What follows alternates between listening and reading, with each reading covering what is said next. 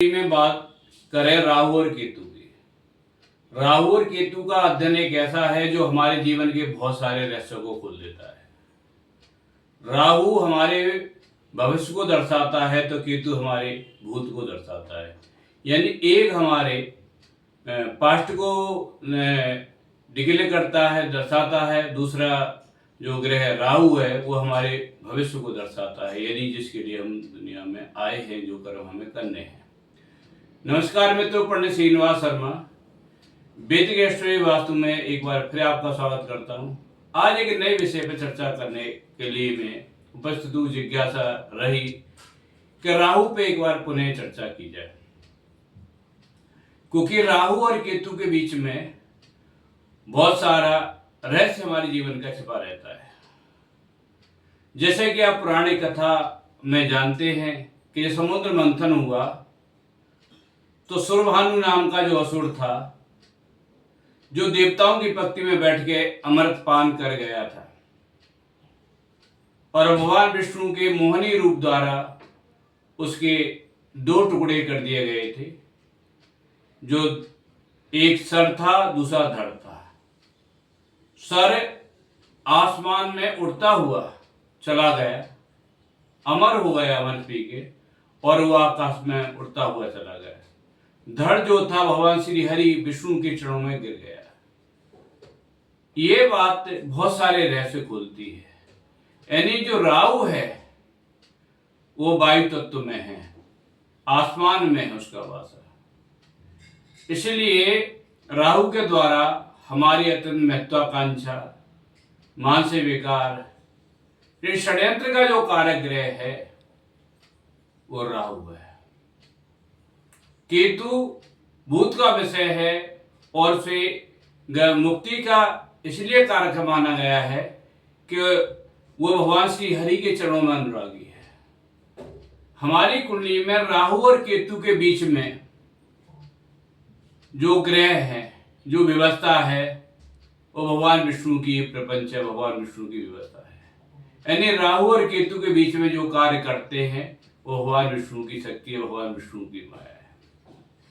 तो इसे एक परा माया के बीच में जो परा माया है उसे राहु दिखलाता है, अपरा माया है जो सृष्टि की उसे केतु दिखाता है। यानी केतु उन दृश्यों को प्रकट करता है जो हमें कहीं भी दिखाई ही नहीं देते, और राहु वो प्रपंच रखता है जो हमें संसार में दिखाई देते हैं। अगर हम किसी जातक की कुंडली के बारे में बात करें तो राहु ये बताता है कि हम किस कार्य के लिए आए हैं। यानी राहु जीवन की एक आसक्ति है और केतु विरक्ति है। इसलिए राहु की हमारी कुंडली के जिन भावों में दृष्टि पड़ती है, हम उन कार्यों में जीवन भर लगे रहते हैं। लेकिन कटु सत्य यह भी है कि राहु के द्वारा जो प्रदत्त कार्य होते हैं उनमें पछतावे के अलावा कुछ नहीं मिलता। यानी उन सब से हमें पीछे हटना पड़ता है और केतु के पास ही आना पड़ता है जो मुक्ति का, मोक्ष का कारक है। तो मित्रों, ये बड़ा रहस्यमय ग्रह है, क्योंकि राहु हमें जीवन में षड्यंत्र में, व्यवस्था में फंसा के रखता है। कई बार आपने देखा होगा कि व्यक्ति कार्य करता रहता, लगा रहता है, उसे पता भी है कि यहाँ कुछ मिलना नहीं है, अपयश मिलना है, हानि होनी है, लेकिन उसकी आसक्ति उसमें लगी रहती है और उसमें सब कुछ गवा बैठता है। जैसे कि जुआरी है, जब जुआ खेलता है तो आशा रखता है एक बाजी के बाद दूसरे में विजय होगी, दूसरी बार तीसरी में विजय, लास्ट में वो सब कुछ हार जाता है और फिर उसे वापस लौटना पड़ता है। निराशा ही उसके जीवन में हाथ लगती है। तो ऐसे ही जो राहु है, राहु के द्वारा जो प्रदत्त कार्य है उनसे हमें पीछे व्यक्त होना पड़ता है। मित्रों, एक बात और बताने की है कि राहु और केतु की कोई राशि नहीं है। इसलिए जिस राशि में वो शासन करते हैं उसकी पावर शक्ति को ले लेते हैं, उसके पॉजिटिव जो सकारात्मक गुण है उनको ले लेते हैं, और अपनी नकारात्मक गुण, नकारात्मक ऊर्जा उस ग्रह को दे देते हैं। इसलिए प्राय देखा यह गया है कि जब राहु की दशा किसी जातक पर चल रही हो तो व्यक्ति बड़ा अहंकारी हो जाता है। उसे लगता है कि असंभव कुछ होता ही नहीं है और लगता है सब कुछ वो ठीक ही कर रहा है। जो निरंतर बढ़ता जाता है कि राहु, मैं अब पुनः दोहराना चाहता हूं, राहु वह है जो आकाश में है, जो हमारी बुद्धि को भ्रमित किए हुए है। व्यक्ति निरंतर प्रयास करते हुए अहंकारी हो जाता, उसे अपना अहित नहीं दिखाई देता। और जब वो अत्यंत महत्वाकांक्षी होकर एक ऊंचाई पर ऊंचे शिखर पर पहुंच जाता है और छोटी भी जब उससे गलती होती है, फिर राहु उसे ऐसा फंसाता है कि पछताने के अलावा उसे कुछ नहीं बनता। और ऐसी स्थिति जब बन जाती है तो व्यक्ति ढूंढता है कि मेरी गलती कहां पर है। उसे वो गलती भी नहीं मिलती जिसके कारण उसे दंडित किया गया है, उसे जो सजा दी गई है वो कार्य भी नहीं मिलता। बहुत सारे केसों में तो ये देखा गया है कि जातकों को जेल हो जाती है छोटी सी गलती होने पर, और कोर्ट के द्वारा सजा भी हो जाती है। व्यक्ति को न तो यह पता होता कि मुझ पर केस क्यों दर्ज हुआ और नहीं पता लगता है कि उसकी सजा क्यों हुई। बहुत सारे उदाहरण है मेरे सामने एजेस्ट हो जाते। मैं कुछ व्यक्तियों को तो पर्सनल रूप से जानता हूं। एक सज्जन गुड़गांव में रहते हैं, उन्होंने एक बार मुझसे चर्चा की कि साहब राहु की दशा आई तो उनकी आय 3 गुनी हो गई, लेकिन कुछ समय के बाद में वो आय भी समाप्त हो गई और नौकरी भी चली गई जिससे आय थी। राहु की दशा समाप्त होते होते उन्होंने जो संग्रह किया था जीवन का वो सब खत्म भी करा गई, यानी मकान सब बिक गया उनका, और जिंदगी वहां पर आ गई जहां से पहले शुरू हुई थी, यानी राहु से पहले थी उससे भी अधिक खराब हो गई। तो ये श्री हरि माया का प्रभाव है कि राहु ग्रहों की व्यवस्था को खराब करने चाहते हैं, भगवान की व्यवस्था को खराब करना चाहता है। एक बात और बताऊं कि राहु जिस समय सुरभानु नाम के असुर का भगवान के द्वारा 2 टुकड़े किए गए, सर को अलग किया गया, धड़ को अलग किया गया, तो उसको देखने वाले जो ग्रह थे सूर्य और चंद्रमा थे, जिन्हें भगवान विष्णु को सारी बात बताई।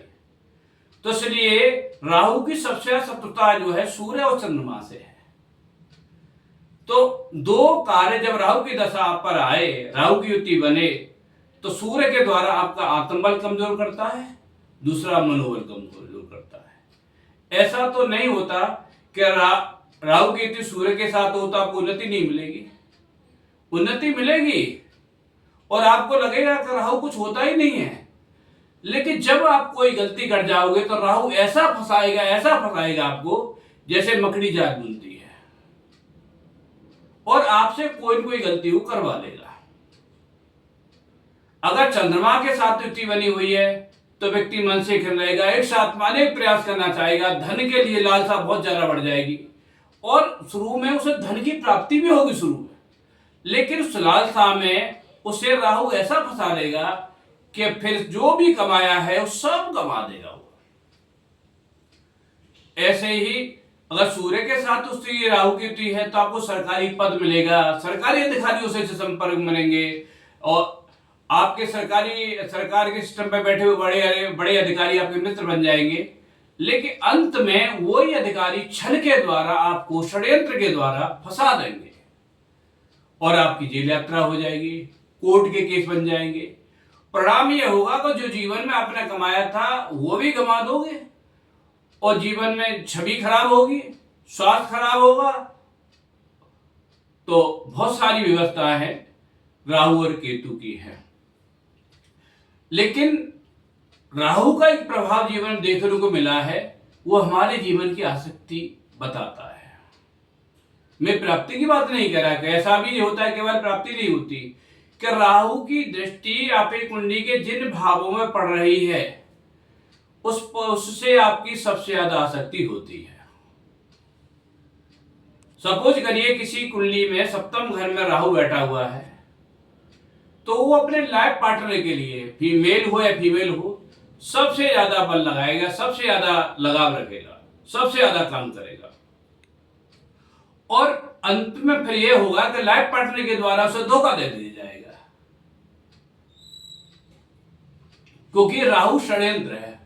अगर एक विचार और कहें दूसरे उदाहरण के द्वारा, तो रामचरितमानस के में मारीच जो माया का मृग बना है वो राहु है। कल्पना करिए कितना सुंदर है वो, जिसपे सीता जी मोहित हो जाती है। राम जी जिसका पीछा करने के लिए जाते हैं, सुंदर मृग जिसे सोने का मृग बताया जाता है, वो राहु है। और जो मायापति को भ्रमित कर देता है, यानी मायापति उस मृग का पीछा करता है।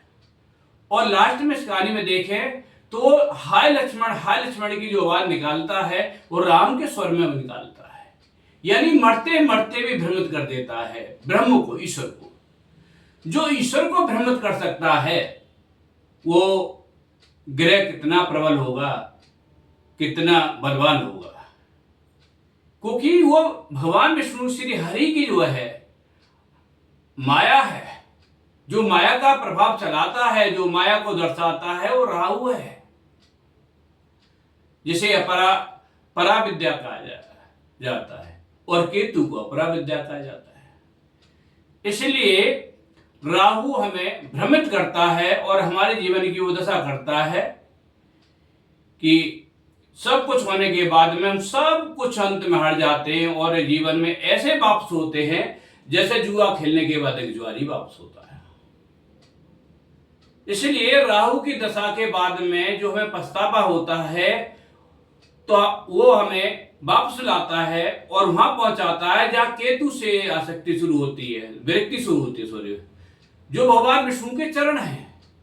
मैंने अभी आपको बताया था कि केतु जो धड़ था वो भगवान श्री हरि के चरणों में गिरा, इसलिए उसे गति का मोक्ष का कारक माना गया है और पछताने के साथ ही वो विरक्ति को प्राप्त होता है।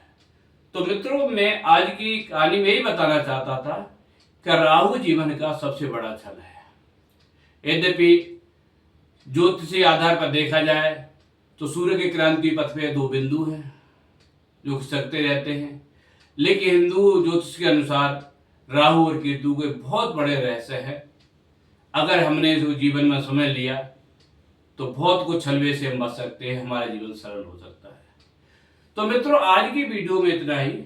आगे मैं पुनः चर्चा करूंगा कि राहु की किस ग्रह के साथ युति होने पर हमें क्या व्यवसाय मिलता है, क्या व्यवस्था मिलती है, और हमें किस तरह से सावधान रहना चाहिए अगर ऐसी युति बन गई है। अभी तो मैंने आपको राहु का इतिहास बताया है, तो जल्दी ही वीडियो दूंगा, उसमें आपके लिए उपाय भी बताऊंगा। आप थोड़ा इंतजार करिए, अपने सुझाव भी मुझे भेजें और मेरे YouTube चैनल को सब्सक्राइब, लाइक, शेयर भी करें। नमस्कार, पुनः मिलते हैं एक नई विचारधारा के साथ। नमस्कार।